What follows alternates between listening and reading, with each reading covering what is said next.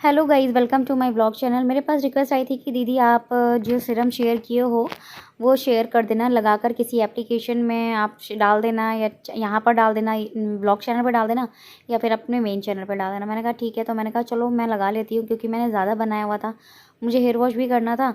तो आप लोगों ने देखा ही था, मैंने लाइव आकर के हेयर वॉश किया था, तो इसीलिए मैंने कहा ये वाला जो है हमारा जो सीरम मैं आप लोग के साथ में लगाकर दिखा देती हूँ कि इस तरीके से लगाना है। इसको ऑयली हेयर पे भी आप लगा सकते हैं, कोई दिक्कत नहीं होती। और सुबह में आपको इसको वॉश कर लेना होता है।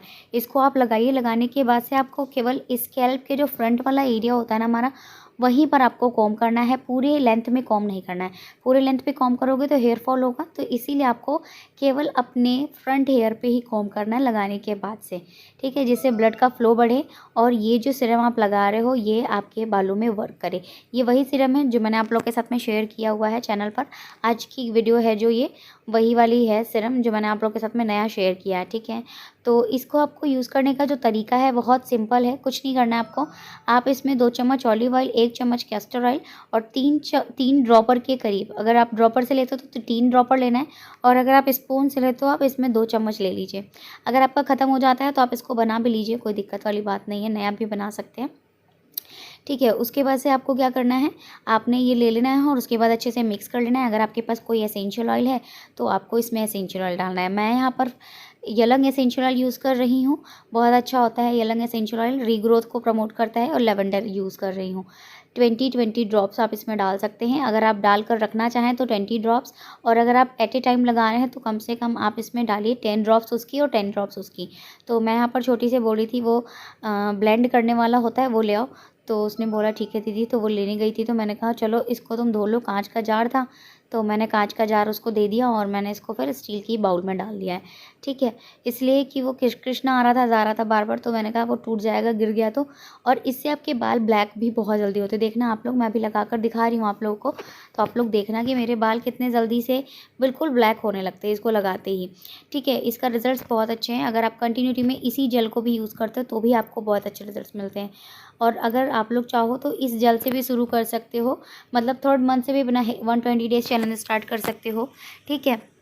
और ये चीज़ है कि देखो, मेरी चैनल पे अगर आप आए हो तो आपको इस चीज़ की गारंटी है कि अगर आपके बाल शुरू से मोटे घने लंबे हैं और अब झड़ गए हैं तो उनको ठीक किया जा सकता है, बट अगर आपके बाल पतले हैं तो उनको हम मोटा नहीं कर सकते हैं, ठीक है। जो चीज़ फैक्ट है वही मैं आप लोग के साथ में शेयर करती हूँ, अदरवाइज़ तो कोई प्रॉब्लम वाली बात ही नहीं है, ठीक है। आप लोग इसको यूज़ कीजिए और यूज़ करने के बाद से फीडबैक दीजिए। मैं आप लोग के साथ में हर एक चीज़ को एप्लीकेशन करके दिखाती हूँ जिससे आप लोगों को हर एक चीज़ समझ में आए।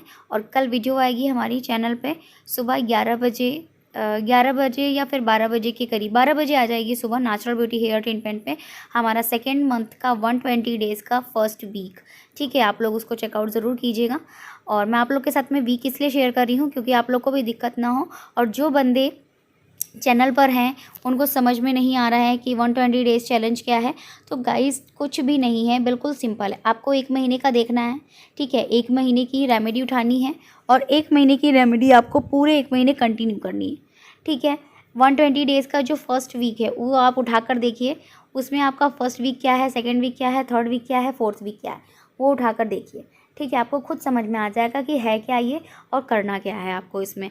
आप फर्स्ट वीक देखिए, उसमें आपका जिंजर और मेथी वाला पैक है, और उसके बाद से जो हम जिंजर और फेनुग्रीक को बॉईल करते हैं उसका जो वाटर लेते हैं वो, और उसमें आपको सेसमी ऑयल डाल देना है, ठीक है। आप ऑलिव ऑयल, सेसमी ऑयल दोनों में से कोई भी डाल सकते हैं, ठीक है। और वही दो आपका कंटिन्यूटी में चलेगा। उसके बाद मैंने उसके साथ में एक टोनर शेयर किया हुआ है, पूरे मंथ आपको वही 2-3 चीज़ें यूज़ करनी, टोनर और आपका ऑयल और आपका पैक। हफ्ते में 2 बार आप पैक लगा सकते हो, ठीक है। टोनर आप 1 दिन में 2 बार लगाइए क्योंकि ठंडी बहुत ज़्यादा है इस वजह से। तो मैंने आप लोग को यहाँ पर ये क्लियर कर दिया।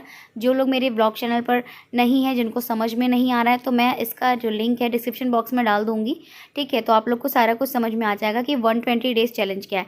जैसे आपका 1 मंथ कंप्लीट हो जाएगा, फिर आप अपने 2nd वाले मंथ पे आओगे, तो 2nd वाले मंथ में जो चीज़ें मैंने आपके साथ में शेयर करी हैं आपको पूरा 1 मंथ वही यूज़ करना है, ठीक है। जो चीज़ें उसमें हैं 1 मंथ में है वो 1 मंथ में रहेगी पूरी, ठीक है।